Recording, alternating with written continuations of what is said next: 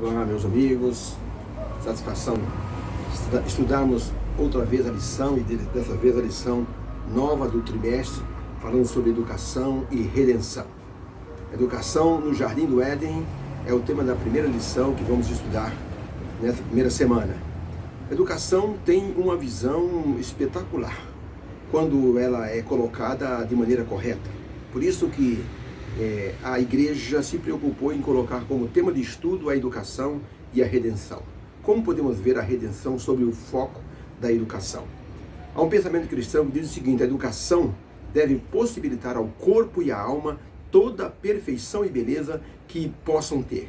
Não se pode falar de educação sem se falar de amor.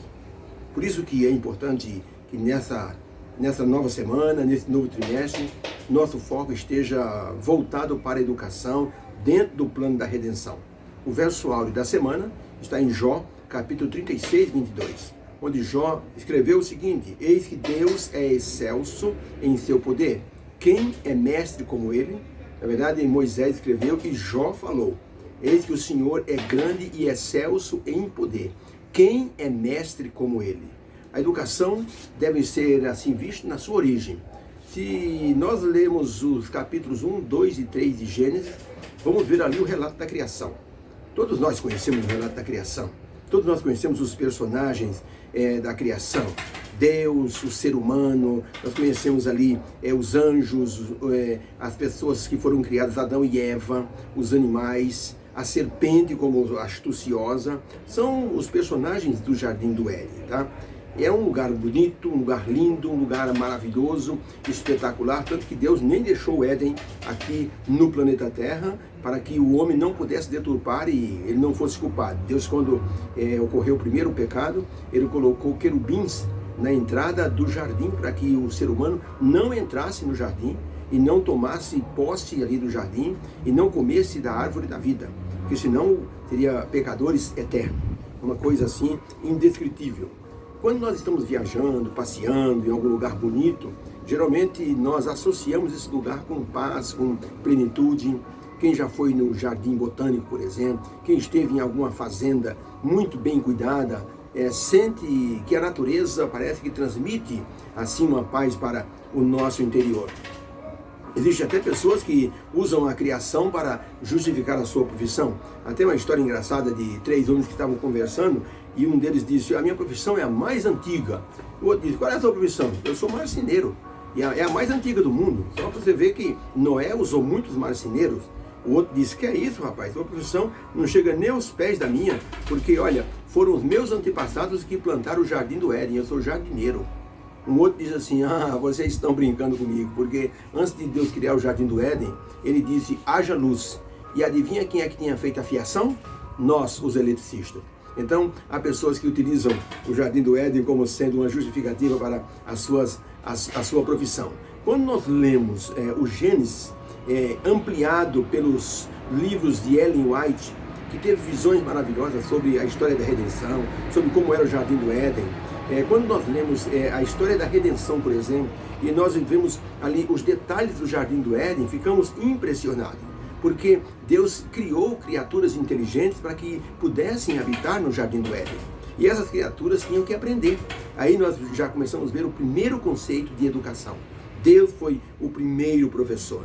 Deus trouxe para o primeiro par as ocupações de cuidar do jardim, de cuidar dos animais, de cuidar de si mesmo, e com isso proporcionou a eles um aprendizado saudável. O Senhor, Deus vinha na viração do dia, em muitos momentos falar com Adão e Eva, ensiná-los. Eles não sabiam nada da vida ainda e foi preciso que eles aprendessem. Foram assim os primeiros alunos da primeira escola, a escola do Jardim do Éden. E o que Deus ensinou teria que ser um modelo para ser passado para as gerações futuras. Foi o que garantiu a vida de Adão e Eva depois que saíram do jardim, na terra que eles estavam diante, que estava diante deles. Adão e Eva sabiam agora como cuidar das plantas, sabiam como cuidar dos animais. Deus disse: você vai lavrar a terra, Adão. Talvez esse conceito novo ele não conhecesse ainda, mas ele sabia como fazer isso. Ele não conhecia o conceito do sofrimento, do cansaço. Mas Deus ensinou. Deus foi assim, um professor maravilhoso. Pena que Adão e Eva trocaram de professor, né? E começaram a aprender lições erradas. quando Eva atendeu a primeira instrução da serpente, ou do diabo, personalizado na serpente, ali Eva começou a trocar de professor. Começou a fazer as lições erradas. Fez a primeira lição errada. Tomar o fruto e comer do fruto. E diz que o entendimento dela se abriu. Conhecereis o bem e o mal. Adão e Eva já conheciam o bem.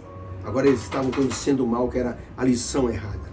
Ellen White, no livro Ciência do Bom Viver, na página 200, ela escreveu o seguinte: aquele que ensinou Adão e Eva no Éden a guardar o jardim, deseja instruir os homens hoje. E ela diz assim: Deus abrirá caminhos de progresso diante dos que nele confiam e lhe obedecem. Você acredita que Deus pode dar inteligência para você, se você pedir?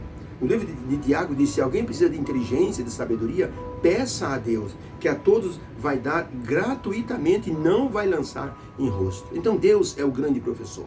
Ele é que nos orienta em todas as questões da vida. Deus tem que estar em primeiro lugar em nossa vida. Um professor, numa sala de aula, ele estava dando uma aula de filosofia. E ele disse assim: eu gostaria de ensinar alguma coisa para vocês nesse momento. Pegou um vaso grande e disse: isso é um vaso, eu quero que vocês saibam que as lições que eu vou dar agora serão para a vida inteira. Ele pegou então 3 pedronas grandes e colocou dentro do vaso. Disse: o vaso está cheio. Os meninos olharam, aquelas pedras preencheram, preencheu totalmente o vaso. Ficou até uma ponta sobrando para cima. E os meninos disseram: sim, professor, o vaso está cheio. Ele disse: talvez não esteja. Ele pegou pequenos pedregulhos, pedrinhas britadas, e foi jogando ali naquele vaso, e as pedrinhas foram procurando espaço entre as pedras grandes e se acomodaram e ficou cheio até a boca. O professor disse: o que vocês acham? Está cheio o vaso? E disseram os meninos: sim, agora está cheio, professor. Ele disse: talvez não esteja. Ele pegou então 2 quilos de areia, e então foi despejando assim em cima do vaso e foi balançando, e os pequenos grãos foram procurando espaço, e ele colocou ainda 2 quilos de areia dentro daquele vaso. E agora está cheio? Os meninos impressionados disseram: professor, com certeza agora está cheio. Ele disse: talvez não esteja. Pegou 2 litros de água e foi jogando dentro do vaso, e a água foi entrando no vaso e a areia foi absorvendo a água, e ele colocou mais 2 litros de água dentro daquele vaso. Ele disse: agora está cheio? Disseram: professor, agora está cheio. Ele disse: realmente, agora o vaso está cheio. Que lições vocês podem tirar dessa experiência que eu fiz? Um menino muito inteligente olhou o vaso e disse: professor, com licença, eu aprendi uma coisa, que se o senhor não colocar as primeiras coisas, as mais valiosas, em primeiro lugar, não vai ter espaço para elas depois. Como assim? Perguntou o professor. Professor, o senhor colocou primeiro as pedras grandes. Se o senhor não tivesse colocado essas pedras grandes no início, o senhor jamais conseguiria colocá-las depois, porque as pequenas coisas tomariam o espaço das pedras grandes. E ele disse: sabe o que representa para mim, professor? A pedra grande representa Deus. Deus deve estar em primeiro lugar em nossa vida. Se Deus não for colocado em primeiro lugar, outras coisas menores vão ocupar o lugar do nosso grande mestre, e ele não vai ter espaço em nossa vida. O professor ficou impressionado. Disse: olha, não era essa a lição que eu queria tirar, mas eu gostei muitíssimo de sua aplicação. Parabéns. Os alunos, os amigos, bateram palmas para aquela explicação daquele rapaz, daquele menino, que conseguiu enxergar naquela experiência uma aplicação espiritual muito importante. Nessa semana nós vamos estudar como a educação cristã teve origem, como podemos encontrar a educação dentro da palavra de Deus e como a educação cristã pode nos ajudar em nossa vida. Vamos ao estudo dessa semana. Tenho certeza que vai ser um estudo maravilhoso, tanto na semana como também durante o trimestre inteiro. Eu espero você para a próxima lição, para a lição do domingo. Deus abençoe você. Obrigado por sua atenção e tenha um feliz sábado.